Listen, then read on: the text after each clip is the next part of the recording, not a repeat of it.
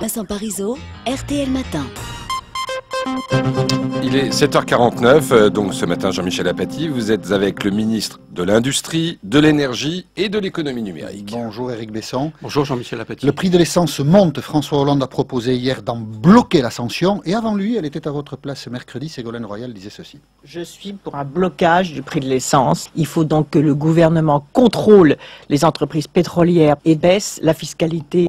Alors, elle a raison, Ségolène D'abord, je suis Royal, pas sûr François Hollande. que ce soit une bonne nouvelle ni pour lui ni pour les Français de voir François Hollande reprendre les propositions de Ségolène Royal. D'autant que tout le monde sait en la circonstance qu'elles sont inopérantes, inefficaces. Le blocage des prix, il y a un décret de 90 qui permet, en cas de circonstances exceptionnelles, de bloquer les marges et non les prix. Je dis bien les marges et non les prix. Ça a été utilisé une fois par Pierre Bérégovoy, 5 semaines, c'était au moment des événements en Irak, au moment où le prix du pétrole augmentait de 10% par jour. Vous imaginez bien qu'on est loin de cette situation. Donc ce serait juridiquement totalement impossible. Et deuxièmement, c'est totalement inefficace comme l'est sa proposition de rétablir la TIPP flottante. Mais pour ça, Pourquoi inefficace ? il suffirait qu'il demande, l'État- juste un mot, il suffirait qu'il demande à Laurent Fabius, qui a instauré la TIPP flottante, C'était Laurent lui, Fabius, ouais. qui l'a supprimé, Laurent À la Fabius. demande peut-être pas.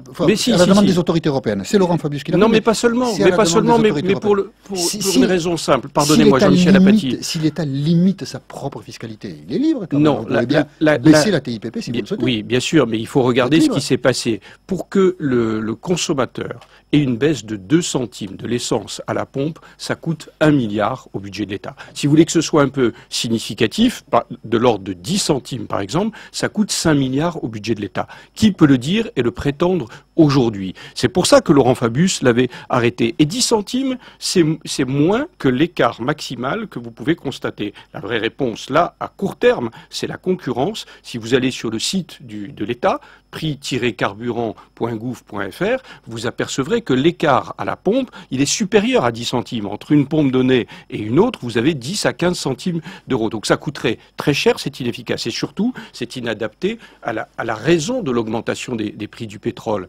Les émergents demandent beaucoup, c'est-à-dire la Chine, l'Inde, le Brésil, etc. Donc, le prix du pétrole est cher. Deuxièmement, l'euro baisse. a baissé, ce qui est une bonne nouvelle pour nos exportateurs, mais nous pose un problème à l'égard de l'essence. Consommateurs d'essence. Voilà, c'est ça la vraie raison. La réalité, donc la franchise, c'est difficile à entendre, c'est que vous ne pouvez rien faire, Éric Besson. Si nous pouvons faire, d'abord, accentuer la concurrence. Nous surveillons, Il n'y aura jamais beaucoup de concurrence nous aujourd'hui surveillons dans en l'essence. permanence les prix et les marges. Ce qui me permet de vous affirmer, j'entendais même sur votre antenne ce matin des choses qui sont fausses. Les pétroliers, et notamment Total, pour ne pas le citer puisqu'il est le groupe est dans le débat. Oui, Total gagne beaucoup d'argent.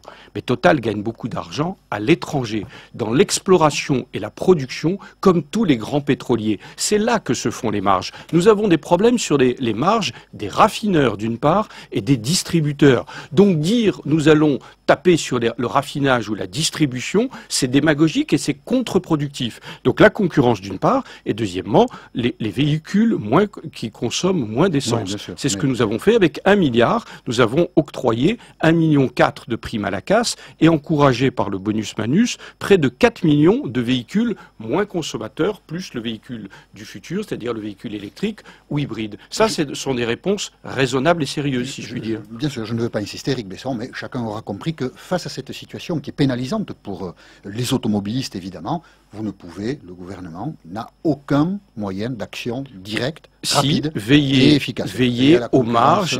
marges et à la transparence des prix, ce qui est très important. Parce que la concurrence, on le voit dans d'autres domaines, peut faire chuter les prix. Si vous avez un écart de 12 ou 15 centimes d'euros à la pompe et que les automobilistes adaptent leur comportement, vous verrez qu'il y aura des efforts accrus de la concurrence. Sur le front pétrolier, les nouvelles ne sont pas toutes bonnes puisque c'est une dépêche de 7h44. Petroplus, le groupe suisse, annonce la mise en vente de sa raffinerie de Petite Couronne, 550 emplois, c'est près de Rouen, tout en continuant, dit-il, d'envisager toutes les autres options. Mais enfin, ce qui apparaît maintenant sur la table, c'est que la raffinerie de Petite Couronne est menacée dans son existence.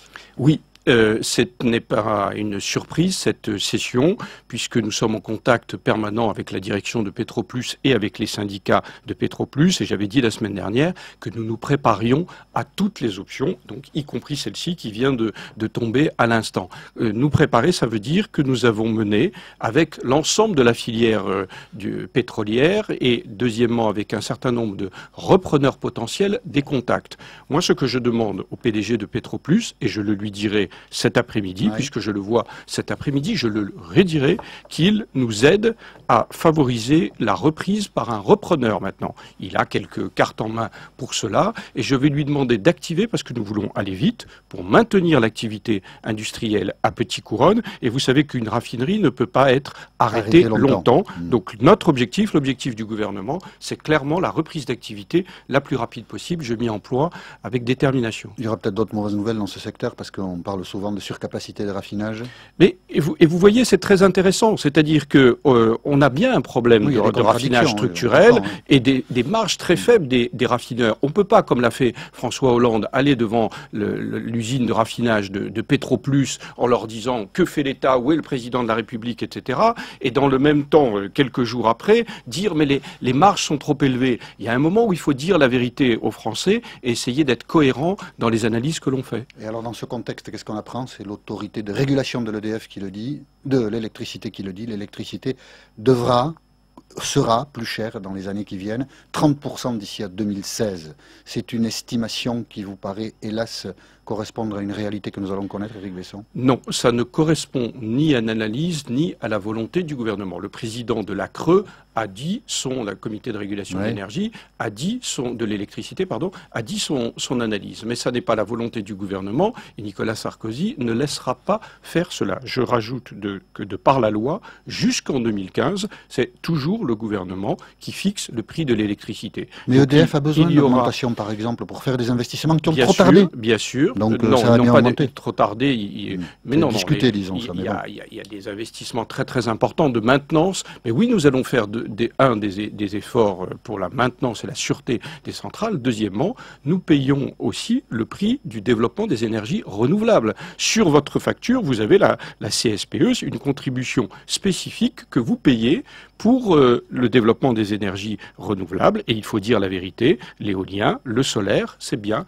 mais ça coûte plus cher que l'énergie nucléaire. Donc l'électricité va augmenter dans les années qui viennent? L'électricité va augmenter de façon raisonnable, comme elle le fait depuis 2007, mais pas dans les proportions qui ont été indiquées. Perte du pouvoir d'achat d'un côté, refus de revaloriser le livret A de l'autre, de la part du gouvernement. Non, vous ne pouvez pas dire perte du pouvoir d'achat. La spécificité... non. Quand vous faites le plein d'essence, vous perdez des pouvoirs d'achat. La spécificité française, c'est que malgré la crise que nous connaissons depuis 2008, le pouvoir d'achat global des Français...